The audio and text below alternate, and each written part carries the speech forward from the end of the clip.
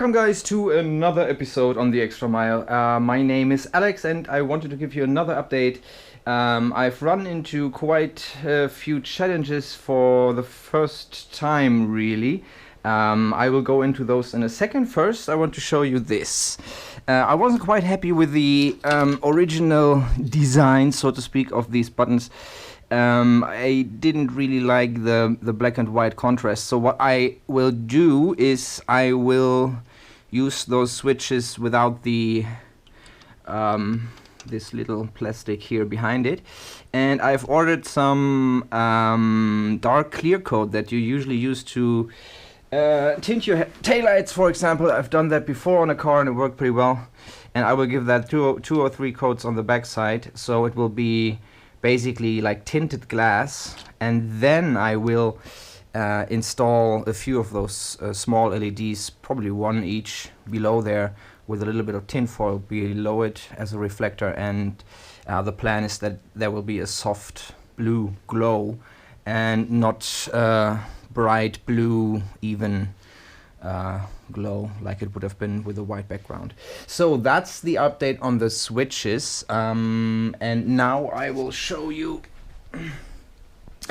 the challenge that I have run into. Wait a second, I need something here. This came today and I love this.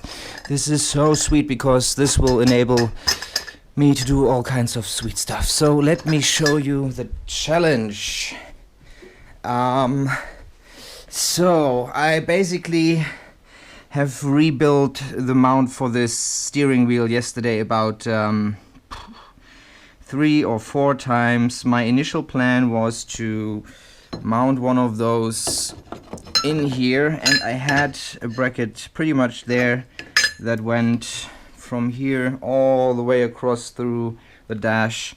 Was pretty cool, but the problem is, even if I get that right below the dash here, it's still too low. The steering wheel will be sitting right here. Wait a second, I'll get the wheel so you can see it.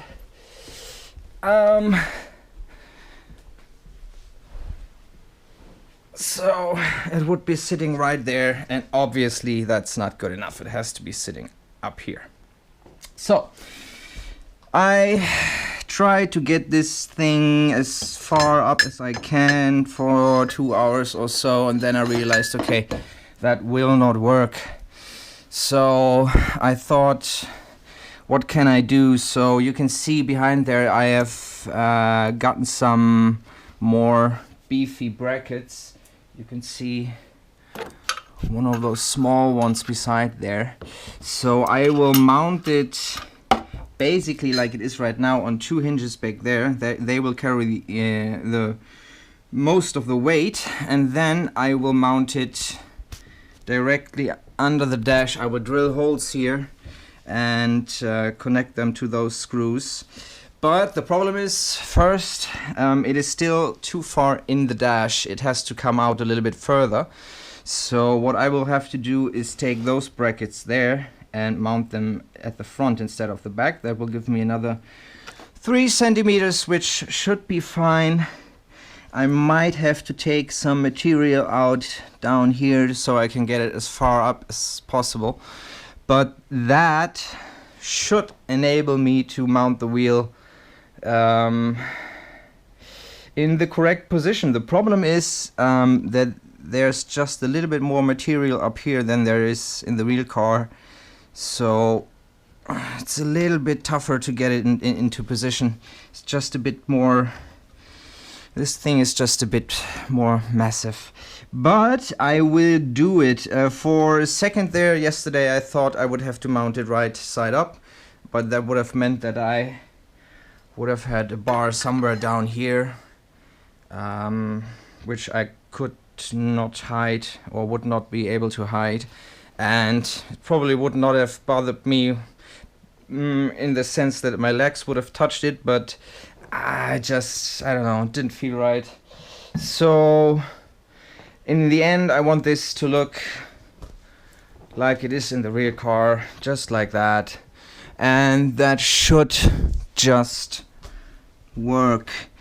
Worst case scenario is that I will have to take out quite a bit of material. As you can see, I actually started to cut in here yesterday because I thought, oh, F it, I will get this to work. But then I stopped and thought, okay, wait a second, what can we actually do here? So worst case scenario is that I will have to take quite a bit out of the bottom here, so I can basically fold that ledge up into this. Problem with that is that we get into the area where the dash will sit, so that could be a bit tricky. I probably will take some material out here at the bottom first. Maybe that will be enough. Maybe I don't have to take, maybe it's enough if I do it like that, but I'm not quite sure at the moment if that will be enough.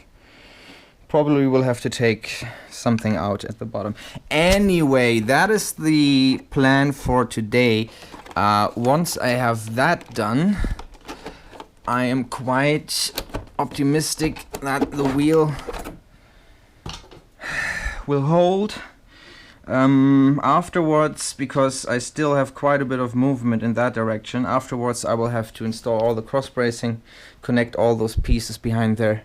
I do have quite a few more bits and pieces of aluminium that have been delivered today, which is awesome.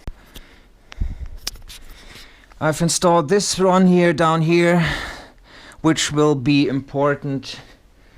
This is this one, which will be important to get one connection at least up here, and I will do a cross brace in the center console, probably here. Maybe I will have to move that a little bit, I don't know. The initial plan was to take one profile, put it up here and then connect it, but I used this one first here, and yeah, that didn't work out. This is the current setup back here. As you can see, this side is not reinforced at all. It's very unstable. The right side, that is looking pretty sweet, but yeah, the good thing here is that I can angle it, I can adjust the height, so it should fit pretty well. And I've also started to think about the pedals. I've got some huge ass bracelets here, or brackets, or I don't know what you call them. But yeah, that should follow after the wheel is done. And yeah, that's about it for now. Someone mentioned that he or she would like to see more of the actual build process, and I will try to do that with the wheel. So the next video after this one, I will show you the step-by-step. First I have to get the base off again, then reinstall the brackets, and I will film all that, and hopefully by the end of the next episode the wheel is done. So yeah, that's it for now. See you in the next episode, guys. Bye bye.